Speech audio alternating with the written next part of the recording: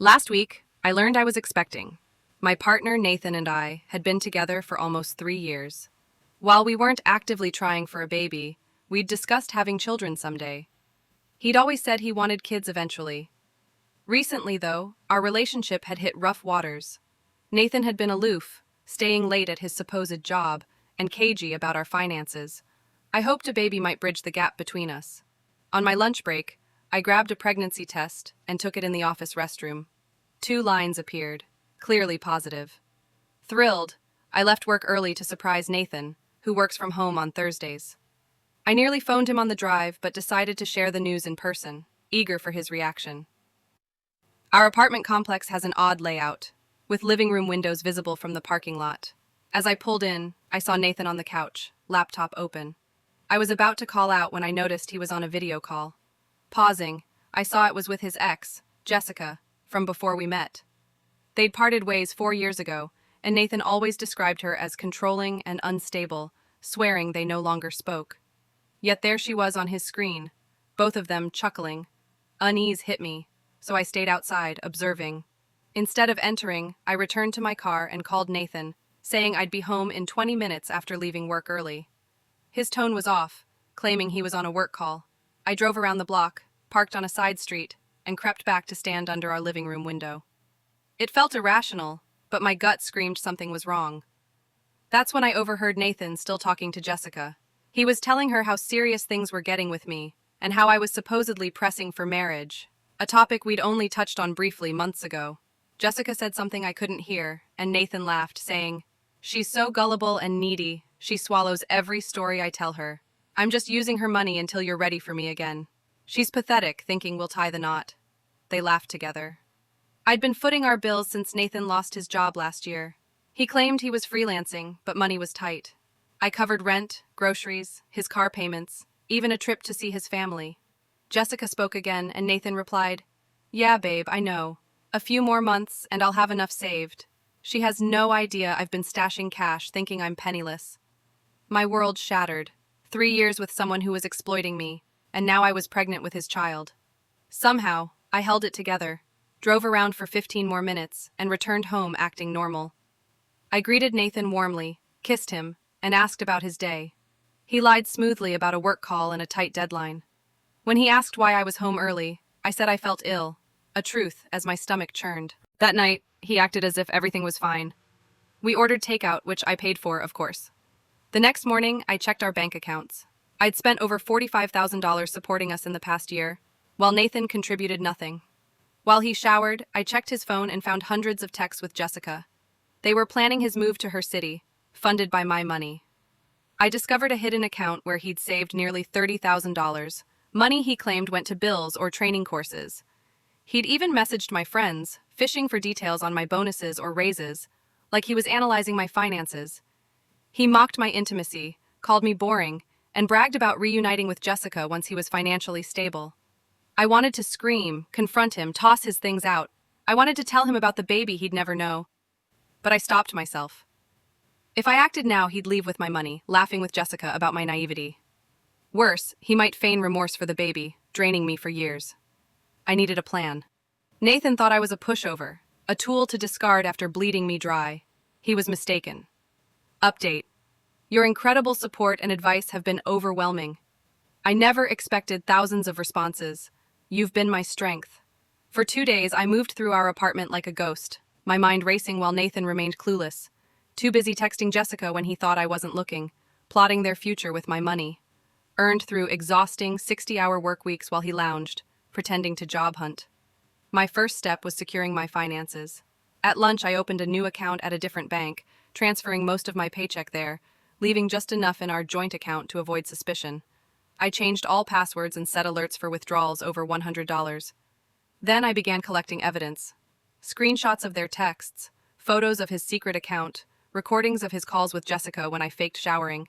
I found receipts for gifts he'd bought her with my credit card, designer bags and jewelry while I bought generic groceries to save. Every moment I thought of the baby I carried, fueling my resolve to protect us. I called my childhood friend Emma, known since kindergarten. Without revealing all, I said Nathan and I were having serious issues and I might need a place to stay. She offered her guest room instantly. Then I called my brother James, who's fiercely protective.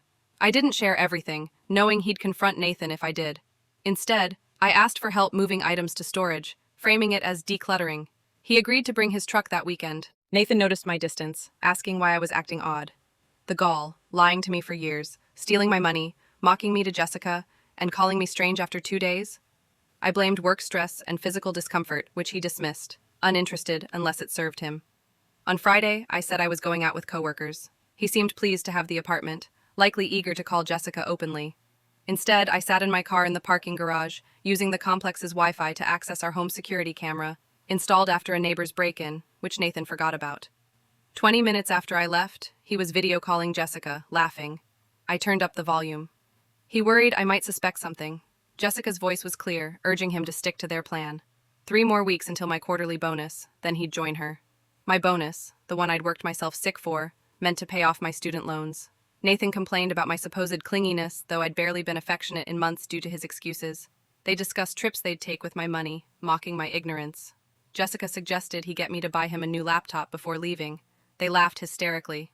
I saw a cold, calculating look on Jessica's face when Nathan wasn't watching, making me wonder if she was playing him too. But it vanished, replaced by her usual fawning smile. I'd had enough.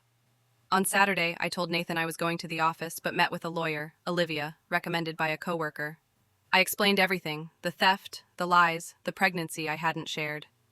Olivia said we had a strong fraud case, as Nathan's texts showed deliberate deceit. Recovering the money might take time, but it was feasible.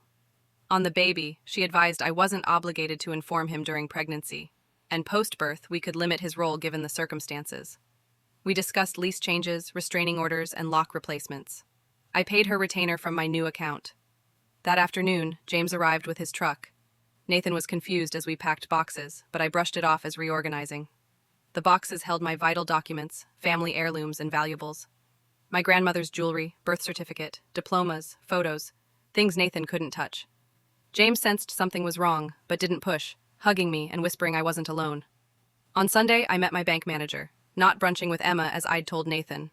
With proof of his fraud, we flagged my accounts and disputed his transfers. Back home, Nathan was in bed, phone in hand. I used his password, my birthday, how ironic, to find new texts from Jessica about booking flights with my bonus, mocking my trust. I sent the evidence to myself and Olivia, then returned the phone. On Monday, I called in sick, waited for Nathan to leave for a supposed networking event, actually coffee with Jessica, per his location sharing, and withdrew $25,000 from our joint savings, transferring it to my secure account. That evening, Nathan returned, overly affectionate, likely buoyed by his plans. I endured his touches, smiling through his lies about job prospects. I mentioned saving for a house, watching his greed flare. He'd overlooked those savings, fixated on my bonus. I said we were pre-approved for a mortgage, and he hugged me, scheming. I suggested a celebratory dinner that weekend, which he eagerly agreed to, blind to my plans. I packed another bag while he showered, claiming it was for donations. He didn't question my late work night, and I drove to Emma's, where I confessed everything. She listened, her face shifting from shock to rage to resolve. I stayed in her guest room, phone off, letting Nathan worry. The next morning, I had missed calls and frantic texts from him. I replied casually, claiming I'd crashed at Emma's after drinks. At work, I spoke with my boss, Sarah, requesting flexible hours for personal reasons. She agreed without prying. I made the restaurant reservation for Saturday. All week, Nathan was unusually attentive, his gestures hollow. I played along, each moment fueling my disgust, but strengthening my resolve. Friday, I packed more essentials, saying they were donations. Nathan helped, eager to please the woman he thought he was still deceiving. That night I lay awake beside him, repulsed by his possessive arm. I slipped away, standing in our living room, reflecting on the life I'd funded while he planned to betray me. Saturday arrived, the day of truth. Nathan primped for our upscale dinner, while I wore a simple dress and my mother's pendant for strength. At the restaurant, he ordered lavishly, steak, cocktails, appetizers, running up a bill I found grimly amusing, his last splurge on my dime. During dessert, I stepped away, confirmed plans with Emma, and returned to raise a water glass to Nathan's champagne toast to our future. I countered with a toast to truth, then played a recording from our security camera. She's so gullible and needy, she swallows every story I tell her. I'm just using her money until you're ready for me again. Nathan's face collapsed. Shock, horror, panic. For the first time in 3 years, I saw the real him. Final update. Your support has been my anchor through this nightmare. At the restaurant, Nathan's expression cycled through shock, confusion, and anger before settling into calculation. He stammered about context, claiming I misunderstood. Diners chatted around us as I silenced him, revealing hours of recordings and screenshots, proving his theft and lies. He called me sweetheart, insisting Jessica was just a friend he'd rejected.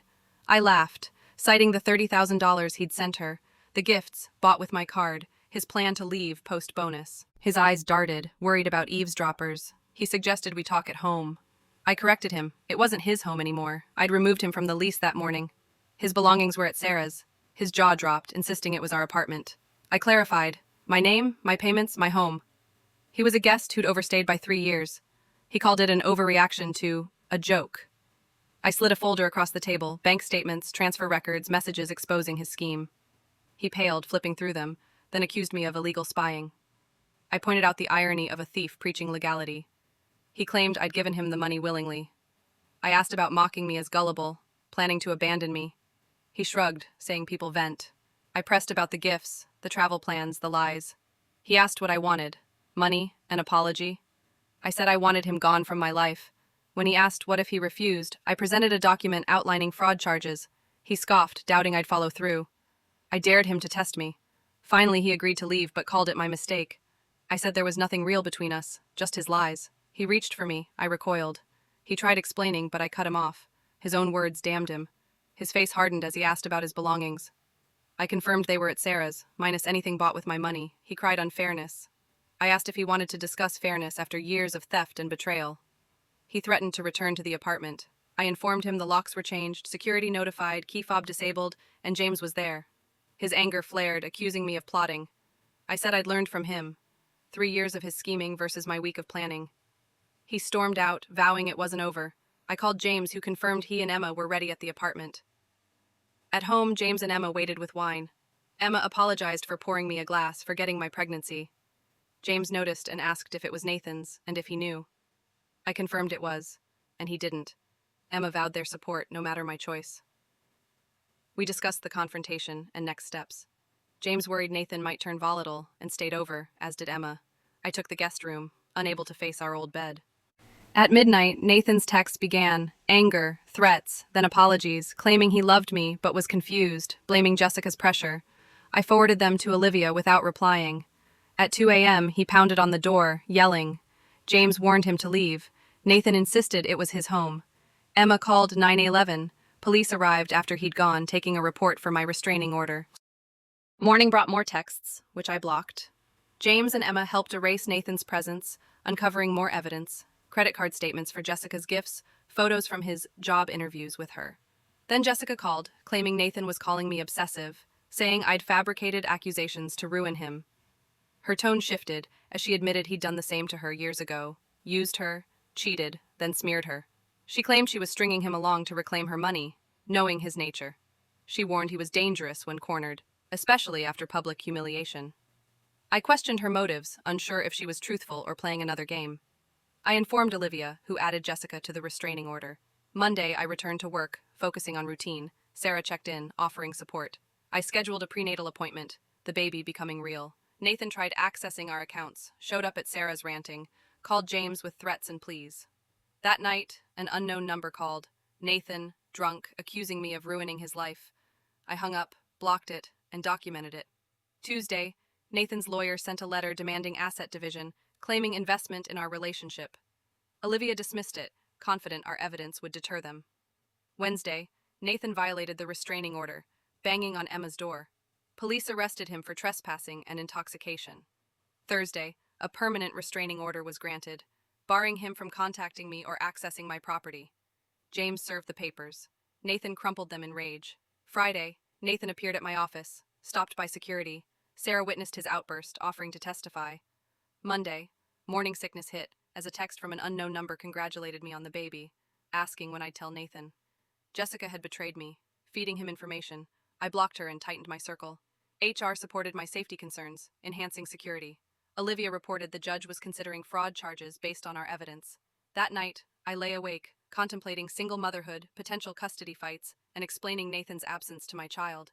But for the first time in years, I felt free. Nathan thought he'd broken me. Instead, he'd set me free. A truth he'd never understand. Thanks for being here. I'll see you in the next one.